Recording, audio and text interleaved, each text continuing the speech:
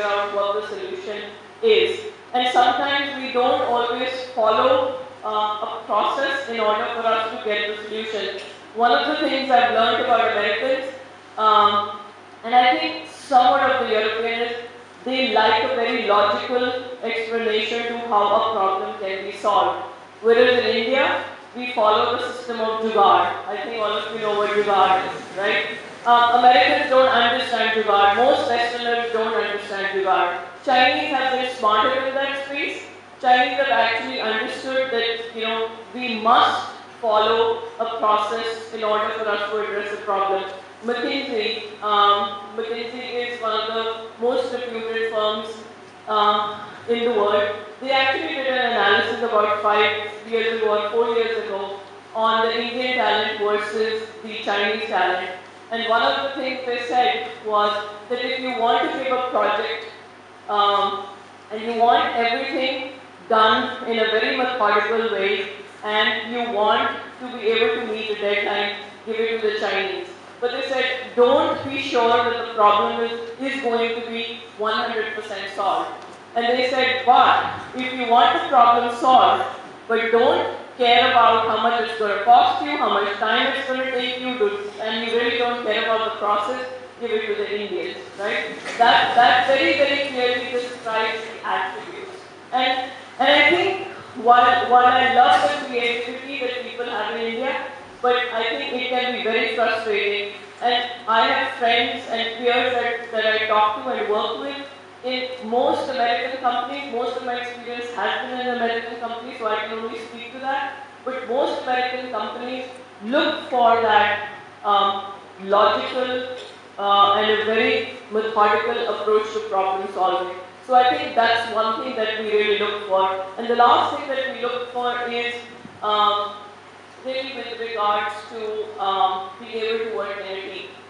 American companies also love creating what we call a matrix structure, where you actually have to get things done, but these people don't work for you. So you've got to use influence, you've got to sort of use relationships, whatever it is, you've got to use some project management skills, but you've got to get the work done. The 5,800 people don't report to me in Microsoft. However, it is my task to get certain things done. And I have to make certain things happen through the chairman, through the business leaders, etc. And that's called matrix management and the ability to be able to work with others. That's another skill that we look for among students, because some people just don't like working with others. A lot of engineers actually don't like working with others. They like to work in solo and they like to write their code. They're mostly very lonely people. One of the things that we try to look for is, do you have the ability and do you appreciate the fact that we need to work, that we need for you to work in a team. And then there are some other subtle skills that we will look for, which is, how well you communicate, can you articulate. It's really not about speaking the right English. It is not about speaking fancy words. It's really about, can you articulate your thoughts in a very effective way that your message actually comes out. So I think those are some of the aspects that we look for. So I think that's a hint from her that I need to keep quiet now. These are some of the thoughts that I had that I wanted to sort of really share with you. And I just want to also say that I was a graduate out of this university. I had an upbringing. I came from, sort of a educated upper middle class family. I had never left Chandigarh ever in my life. I had never even spent too much time in Delhi. But yet I really realized that pushing myself out of my comfort zone, going and experiencing the world, going and taking on new challenges only helped me. And I just want to also share that it's not that I wasn't sort of apprehensive, I didn't have anxiety. I had a lot of apprehension, especially the first day when I landed in the US and I thought, oh my God, what have I done to myself? But it's been an incredible journey and I've learned a lot, and I just want to say it feels like I've come back full circle and it's wonderful to be here. So now I'd just like to interact with the students and see if I can take any questions.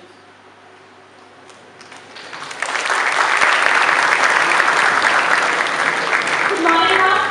I just want to ask one question. That what, according to your point of view, is there any scope of B&A in Microsoft company? It's what? The scope of B&A in your company.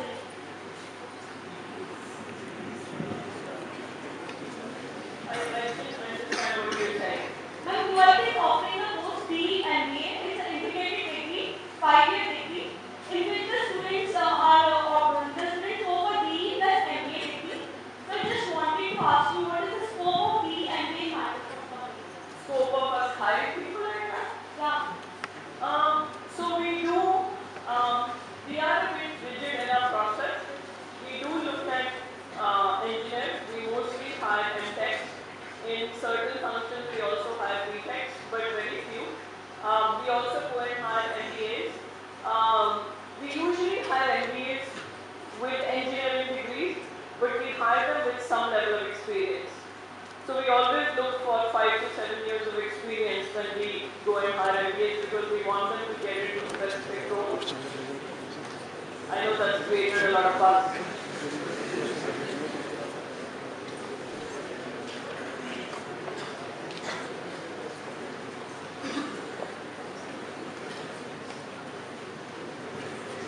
Yeah, what's the career path of an engineer in Microsoft? It really depends what you want to do.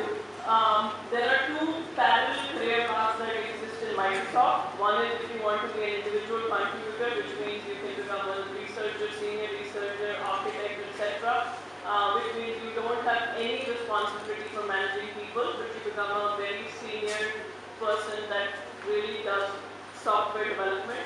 But you can also go to the route of leadership and management, which means that then you do less of coding, but you do more of management of projects and leadership of projects and leadership of teams. Because I've heard that there's a glass ceiling for engineers go into directly into management. You know, they require some extra effort from you. It's not really a straight road up. Look, for engineers to deal with other human beings and the DNA is a tough thing to do.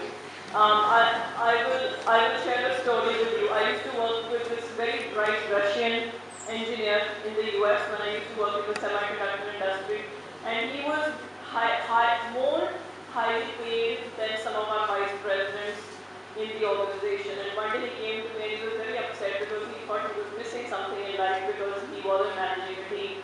So he said to me, he said, Jyoti, I want to manage people. You have to help me get a leadership job. And I said, are you sure you want to do this? And he said, yes. So we actually got him to manage like 5 people.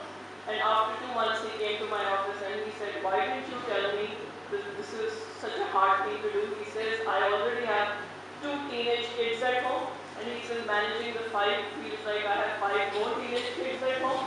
So he realized that it was very difficult. I gave him a lot of books to read because he was an avid reader. I gave him books on human behavior, etc. He just couldn't do it. And he said, look, it's not my cup of tea. So there's no glass ceiling. One of Steve Ballmer's direct reports, a guy who actually heads one of the engineering groups, is an Indian. A lot of Indians are corporate vice presidents in Microsoft. I don't see that there is. It's really about what you want to do and where your interest lies. Some people just don't enjoy doing management.